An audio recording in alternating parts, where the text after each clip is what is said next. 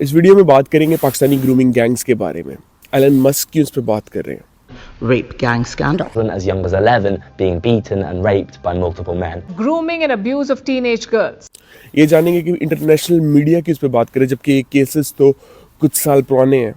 और फिर ये भी बात करेंगे कि पाकिस्तानी ग्रूमिंग गैंग्स ऑपरेट कैसे करते हैं। फिर कुछ और हकाइक भी जानेंगे और शरिया इसके बारे में क्या कहती है ये भी जानेंगे।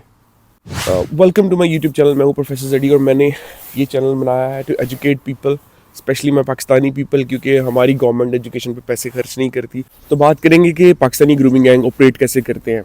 यूजुअली जो नए पाकिस्तानी लोग आते हैं ना, जिस तरह स्पेशली स्टूडेंट्स आते हैं, उन्होंने यहाँ पे पढ़ना होता है, एजुकेशन लेनी होती है और फिर उनको वीज़ास के इश्यू होते हैं। वो ट्राई करते हैं कि किसी बेटर जॉब पे चले जाएं, तो वो इन कामों में नहीं पड़ते। ज़्यादातर वो गलती ये करते हैं कि वो माइनर के साथ फिजिकल रिलेशनशिप में चले जाते हैं। अब माइनर क्या होता है? 18 माइनस जो लड़की होती है, यानी कि वो लड़की जिसकी उम्र 18 साल से कम होती है, वो उसके साथ कोशिश, कहीं पे वो क्लब में मिल गई है कहीं पर भी, तो उसके साथ वो फिजिकल होने की कोशिश उन्होंने की या उसको टेक्स्ट मैसेज भेजे जिस तरह भी।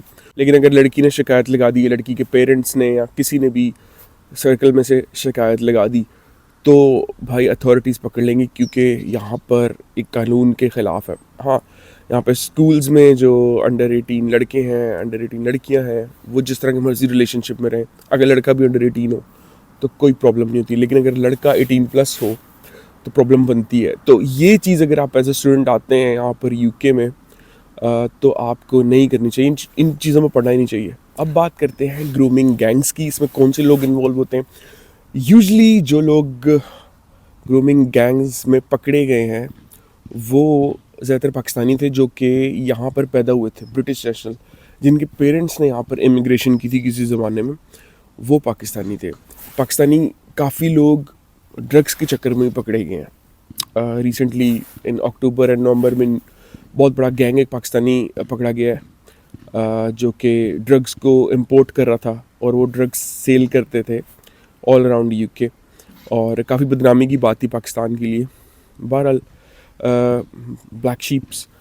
तो अब ये लोग करते ही हैं कि कोई भी लड़की फॉर एग्जांपल इनके रडार में आ जाए। ये स्कूल्स के पास होते हैं, मोस्टली स्कूल्स के पास जो रेस्टोरेंट्स होते हैं वहाँ पर, और ये वहाँ से लड़कियों को अपना दोस्त बनाते हैं, दोस्ती में लेके आते हैं। क्लब्स में डिफरेंट तरीक़ों से लड़कियों को अपनी दोस्ती में लेके आते हैं। फिर वो लड़कियों का एक फ्रेंड सर्कल होता है, वो सब इनकी दोस्त बन जाती हैं, और जब नहीं बन रही होती तो फिर उनको अपने साथ रेगुलर रखने के लिए ड्रग्स पे लगाते हैं।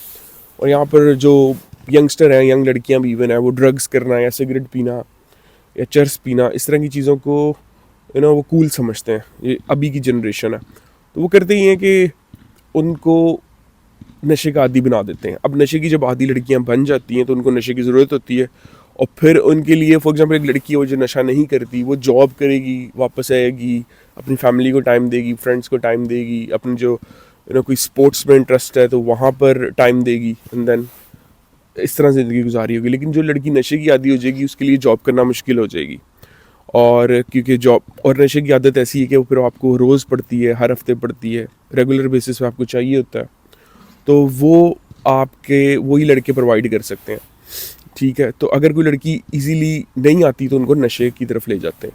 अब नशे में जब लड़की होती है तो फिर वो जॉब्स के थ्रू पैसे नहीं कमा सकती। ठीक है, अब उसको पैसे भी चाहिए होते हैं, उसको नशा भी चाहिए। नशा डेफिनेटली पहले तो वो फ्री दे रहा था, जो दोस्त बना था आपका, लेकिन अब आपको वो फ्री नहीं देगा हर टाइम, वो अब आपसे पैसे चार्ज करेगा।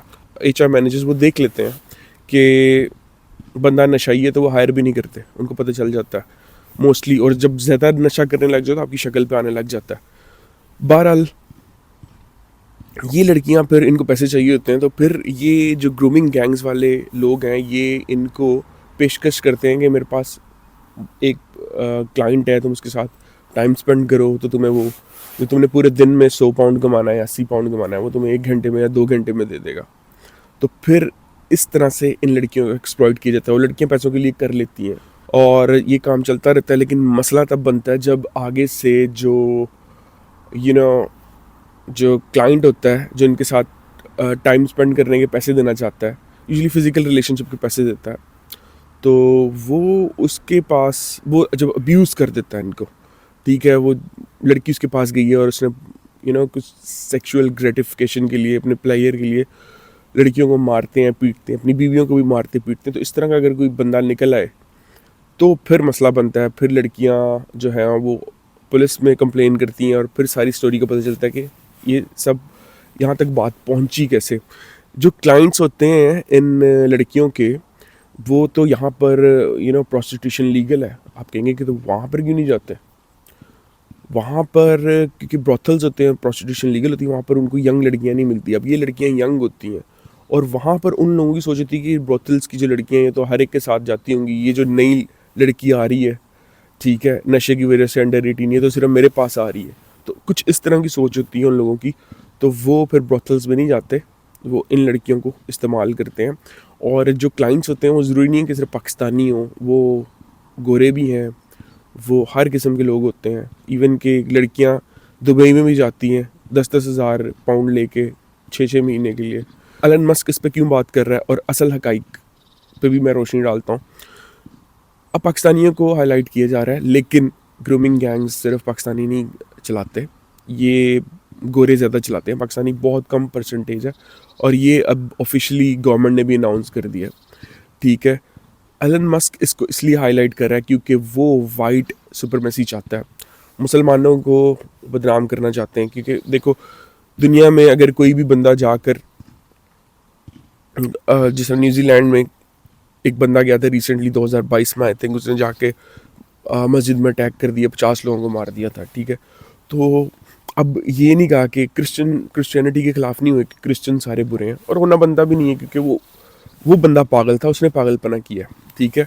तो सिर्फ उसको साइको करार दे दिया, पूरे क्रिश्चियन वर्ल्ड को नहीं साइको करार दिया, ठीक है। लेकिन जब कोई अगर मुसलमान इस तरह की हरकत कर दे तो वो पूरे इस्लाम को बदनाम किया जाता है।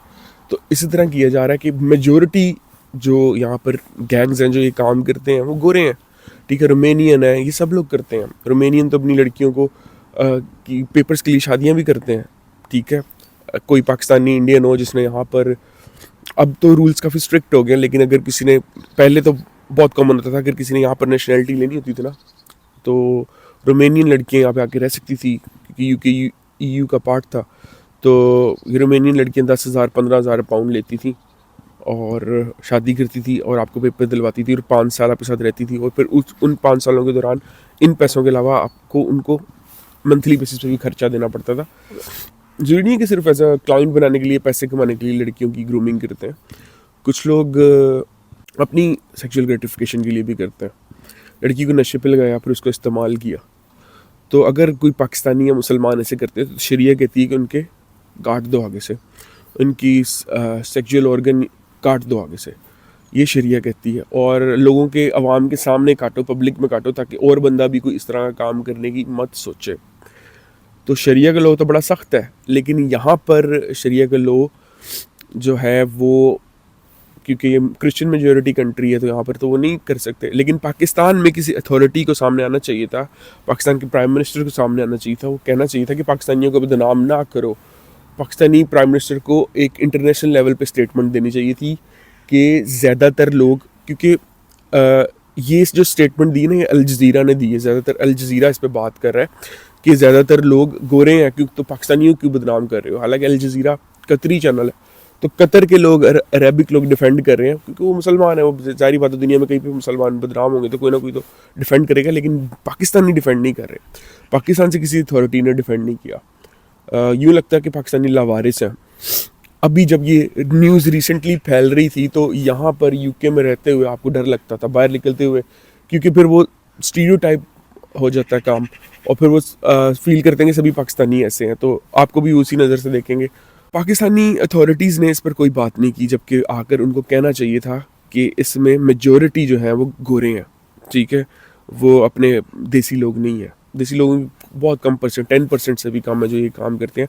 और जो हैं, पाकिस्तान को चाहिए था कि जो हैं उनको यहाँ पर जेलों में रखने की बजाय पाकिस्तान भेजो, ताकि हम उनको शरई तौर पर सजा दें। पाकिस्तान को ईजीली वीज़ा नहीं मिलेगा इन्हीं वजूहात की बेस पर।